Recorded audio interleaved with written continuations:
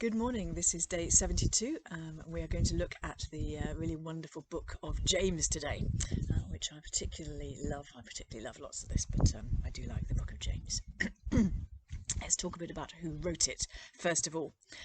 So there were probably about 6 Jameses that we read about in the New Testament. Sometimes it's a little bit difficult to disentangle them, but James, actually, the word really is the name really is Jacob, and it's been kind of anglicised in our English tradition. But anyway, there were quite a few of them, and you'll remember that Jesus had a James among his disciples. James, that was James the son of Zebedee, brother of John. There was James the son of Alphaeus. There was James, the father of Judas, not Judas Iscariot. There was James the younger. James the brother of Jude, who I think is probably, but I'm not absolutely positive, is also James the brother of Jesus, because I think Jude was the brother of Jesus. Now, which of them wrote this letter, which is attributed to James? Well, really the two most prominent and the two most likely to have written it, in terms of prominence and in terms of not needing to identify themselves further, would be James the son of Zebedee or James the brother of Jesus. Now, James the son of Zebedee, this is the one we read about most of in the Gospels. He didn't live long enough really to have written this, almost certainly. He was executed between AD 41 and 44. We read about that at the beginning of Acts chapter 12. So this book is traditionally considered, and from what I've read, most scholars would agree, or most scholars on the more conservative side would agree anyway, that this was authored by James, the brother of Jesus. Incidentally, I understand, this is definitely not within the Bible, but in tradition, if I remember it correctly, that he was known affectionately as Old Camel Knees, because he spent so long praying that his knees were calloused, which is a rather lovely nickname to be given, I think. Now, James, the brother of Jesus, was prominent in the early church. So Paul references him in 1 Corinthians 9 verse 5, for example, and in Galatians 1 verse 19, and he's also mentioned in Acts 12 and in Acts 15. Let me tell you a little bit about this character, since we're fairly confident he's behind the letter. So James, the brother of Jesus, doesn't appear to have believed in Jesus during his lifetime. There were several accounts of his family not believing him, his family trying to hush him up, take him home, and so on. Probably out of love, probably because they were concerned he was overdoing it or something. But definitely a sense that they didn't really believe in him. James pops up again in the resurrection accounts, when he seems to have joined the disciples and seems to have gathered with them in their grief. Acts 1 verse 14 speaks about Jesus appearing to the whole group, who then devoted themselves to prayer, together with the women and Mary, the mother of Jesus, and his brothers. And then in 1 Corinthians 15 verse 7, Paul describes Jesus appearing to James, which may well have been his conversion moment, really. Now, James became the leader of the Jerusalem church, and we encounter him quite a few times then in the letters and in the Acts, acting in that leadership role. So in Galatians 2 verse 9, he approves Paul's mission to the Gentiles. In fact, Paul refers to him as an apostle in verse 19 of Galatians 1. In Galatians 2 verse 12, he is sending out other church delegates. Do you remember the Jerusalem Council we talked about, where they wrestled out the question of what they should do with Gentile converts? Well, he presided over that in Acts 15, and he has the last word at that moment, and that would suggest that he was senior to Peter, who has spoken a little earlier in that account. In Acts 21, Paul arrives at Jerusalem with a financial gift for the Jerusalem church. We've mentioned that a few times when we're looking at the letters. It is James who receives Paul and advises him about that collection.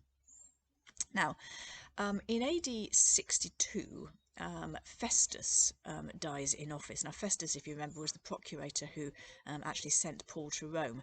We see that towards the end of Acts.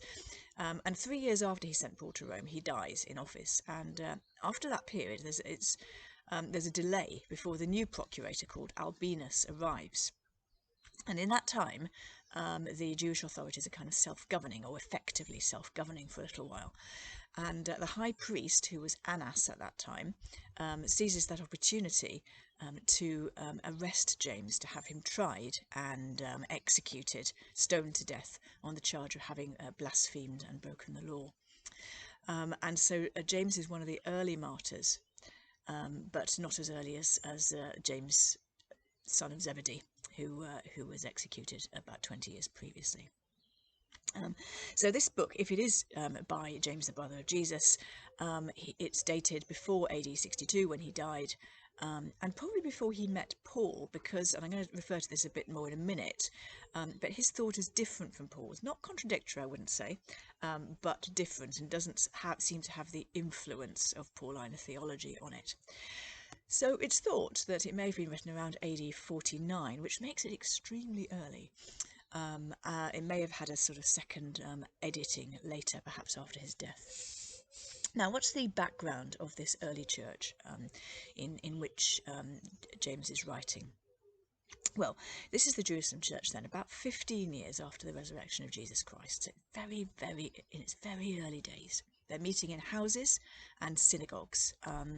They also worship in the temple sometimes. They celebrate the Jewish festivals. When they meet for houses, when they meet certainly among themselves, that they are using some sort of modified form of synagogue worship, we think, and probably celebrating the Lord's Supper when they meet as well. Now, the church in Jerusalem is poor by and large, and it's for a number of reasons it is poor. And one of the reasons is that Christianity tends to, or certainly used to, it tends to attract the poor and the marginalised, and obviously they come with few means of their own. But Jerusalem being the hub that it was, it attracted all sorts of people. So there were people who came to the city for other reasons, came to faith and didn't go home because they wanted to stay with this believing community that they had through whom they had come to faith. There were other Christians who had come to Jerusalem, perhaps to come to the source of the teaching, as it were, and remained there. And if they were people like fishermen or farmers, then they couldn't ply their living in the city, and so they were somewhat dependent on the church to support them. There was also a bit of a tradition that older people would come to Jerusalem to live out their final years. Now, some of those older people would have come into contact with the church and would have come to faith. And we conjecture or sort of deduce that when that happened, some of them would have, some of their families would have seized that opportunity to then refuse to support them. So there may have been a number of kind of older pensioners, as it were, on the church's books who needed support. Then there was the early period of opposition to the church. We might call it persecution, but it's nothing compared to the persecution that's going to break out later. But nonetheless, it probably was difficult for Christians to get hired to do work. They might well have been the first to be laid off if there wasn't enough money to go around.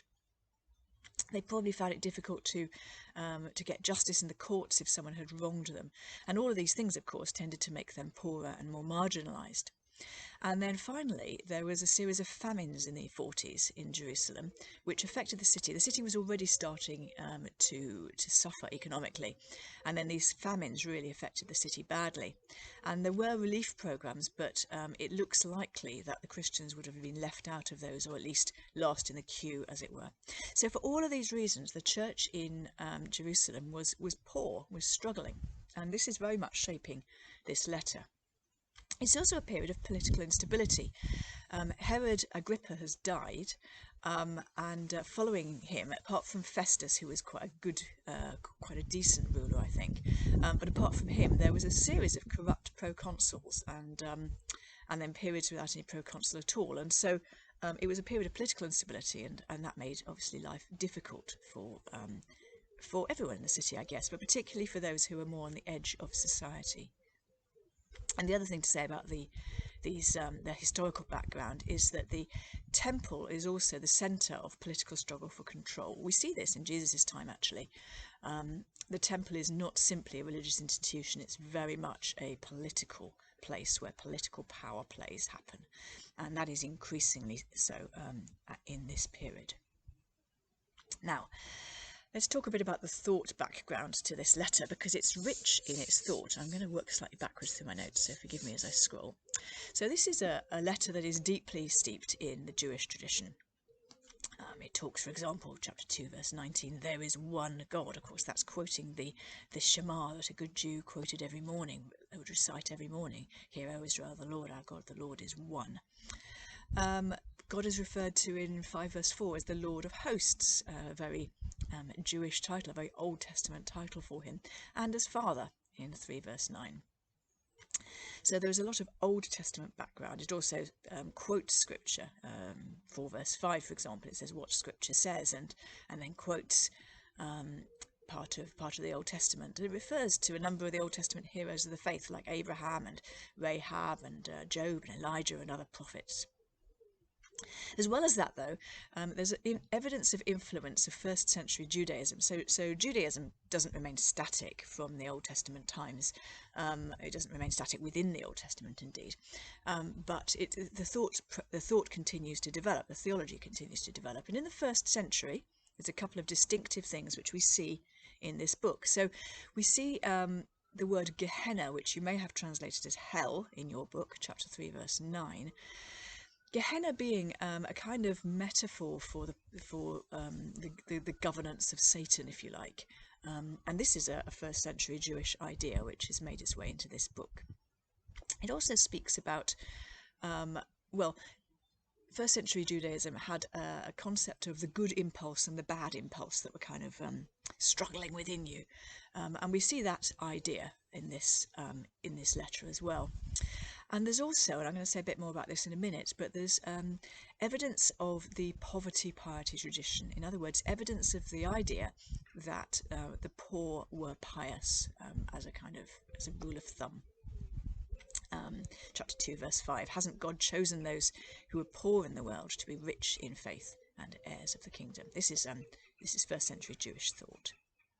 It's also quite Hellenistic, in other words, quite Greek. It's got a Greek letter style. It has elements of Greek oratory, uses rhyme and alliteration, and a lot of really unusual Greek words. So it's not simply a Jewish letter. It's also written by somebody who is well versed, accustomed to the Greco-Roman ways of doing things. Above all, however, this letter is deeply steeped in the oral tradition. In other words, in the stories about Jesus, which were in circulation. Now, if our writer is James, the brother of Jesus, then he probably wasn't there for many of these instances, because it doesn't appear to have followed Jesus around in the same way that his disciples did. So this probably would have been from speaking with the other disciples, particularly Peter, I guess. But there are many, many places, and if you've read James, you may well have noticed many places where it sounds remarkably like the Gospels. I'll show you some, but there's really more than I can go through.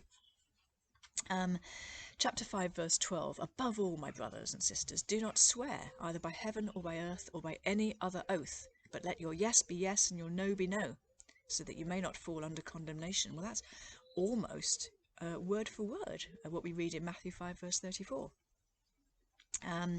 There's the idea that believers are to rejoice in their trials, James 1 verse 2. Count it all joy, my brothers, when you meet trials of various kinds. We might compare that to Jesus' words in the Sermon on the Mount, blessed are you when you are persecuted. James 1 verse 4, believers are called to be perfect, in the same way that Jesus says, be perfect as your heavenly Father is perfect. You may remember that Jesus says, ask and it will be given to you, seek and you will find. And James 1 verse 5 says, if any of you lacks wisdom, let him ask God, who gives generously to all without reproach. I'm sure you can hear that this is steeped in this oral tradition, this dominical tradition of what the Master said. I'll just give you the highlights of the others rather than go through them in detail. There's the attitude to testing. Compare James 1:12 with Matthew 24 verse 13. the attitude to anger, James 1:20 with Matthew 5:22. The idea of actions being a proof of true faith, James 2:14 with Matthew 7 verses 16 and onwards for a few verses. The blessedness of the poor, James 2:5, Luke 6:20. Warnings to the rich, James 2:6, Matthew 19:23. Believers are not to slander one another, James 4:11, Matthew 5:22. Believers are not to judge, James 4:12, Matthew 7:1. The humble are praised, James 3:13, Matthew 5:3. And there's also the tantalising possibility that we have at least two other sayings of Jesus that aren't recorded in the Gospel. Now, obviously, we can't be confident of this, so that's why I call it a tantalising possibility. James 3:18, peacemakers sow a harvest, sow in peace. I'm trying to, it doesn't read very well in the ESV. The ESV says a harvest of righteousness is sown in peace by those who make peace. I think I might want to reword that a little bit if I was going to learn that as a kind of saying, but it may be an authentic word of Jesus. 4:17, whoever knows the right thing to do and fails to do it, for him it is sin. Again, maybe part of the oral tradition from the sayings of Jesus that we have nowhere else. So that's a little bit about the background thought to this letter. Now let me just talk a bit about some of the themes. Really the main theme in this letter is the theme of suffering, and what it looks like and how to respond to it in the context of community. James is all about the early church and how they are to function as a community. And in the thinking that James is using here, a trial can be used as one of two things. It is James 1 verses 2 to 4. It's a test. It's something to be endured, which can teach patience and lead to virtue. But it's also a challenge to the believer's faith. We see this in verses 12 to 15 of chapter 1. A bit like Israel in the wilderness. In the face of suffering, the temptation is to lose faith or to challenge God, maybe even to blame God for the failure. And that's what James is discussing in verses 12 to 15. And in the face of trials like this, James calls for his believers to manifest supernatural joy that transcends the reality of what they are experiencing. Now, poverty and wealth, in the context of suffering, really, poverty and wealth is a major theme here. Now, we have looked at this idea a little bit in the Old Testament already, because in parts of the Old Testament, it teaches that the righteous will be blessed in financial terms. So Abraham, for example, is called to obey God and then is promised that he will be blessed. Now we saw that was challenged, and that was, or that the thinking develops, or that it becomes more nuanced. And so we see Job, for example, who is righteous and pious, and then loses everything. Sorry, who is rich and pious, and then loses everything. And he would be an example of this. Of this idea of poverty piety, that you can still be pious even if you're poor, or rather that the poor may be poor because they are pious. But gradually this idea expands, I suppose, as the abuses of the rich become clearer or become more evident in society, or are taken into account more in the theology. And so by the 1st century, to be wealthy is almost synonymous with being abusive, and to be poor is almost synonymous with being pious. Now, that it's not, we could overstate that, but there is very much this, what's known as this poverty piety tradition. And for James, the church, that those who are called by God are the poor.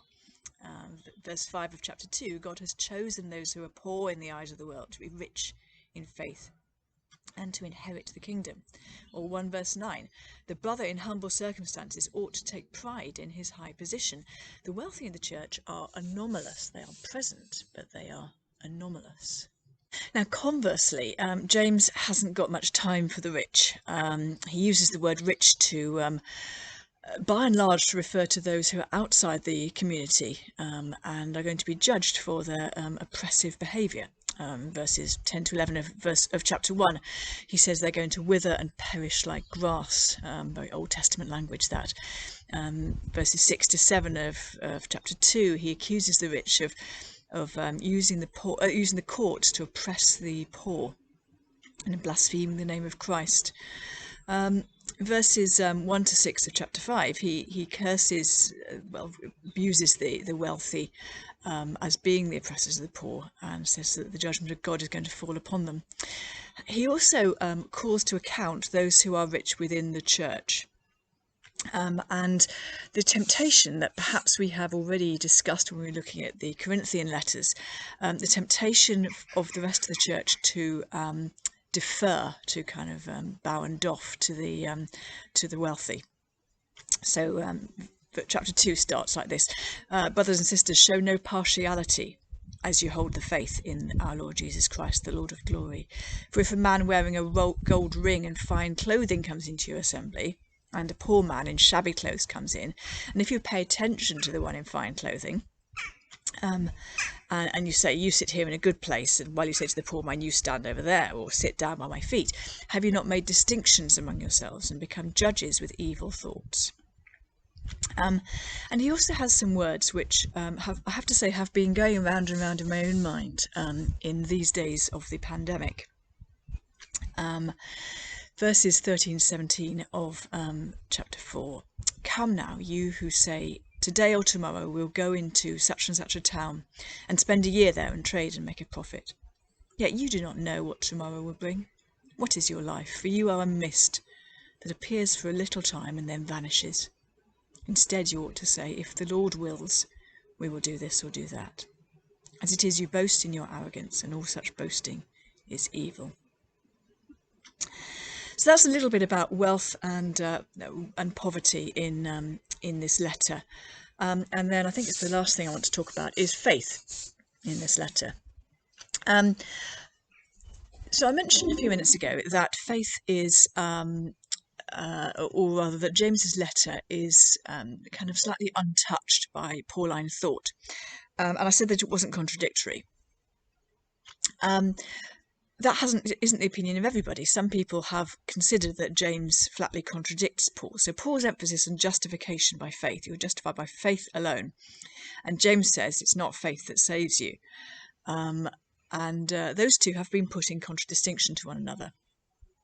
And I think it's incorrect, and I think it's unhelpful. I think James uses the word that we translate as faith in two different ways. Most of the time he is talking about faith in terms of a commitment or trust. So, for example, 1 verse 3 talks about the testing of your faith, or verse 6, asking in faith. 5 verse 15 talks about prayer offered in faith. And the opposite to that then is hypocrisy or double-mindedness, a mind that doesn't look to God for help, but kind of keeps one eye on God and one eye on the world, as it were. So in this use of his language, faith is about it's about putting your commitment in Jesus Christ, and in that way he's using the word pretty much identically to the way that Paul would use the word. But he uses the word separately in one passage, and that's, or in fact, just a few verses really, in 14 to 26 of chapter 2.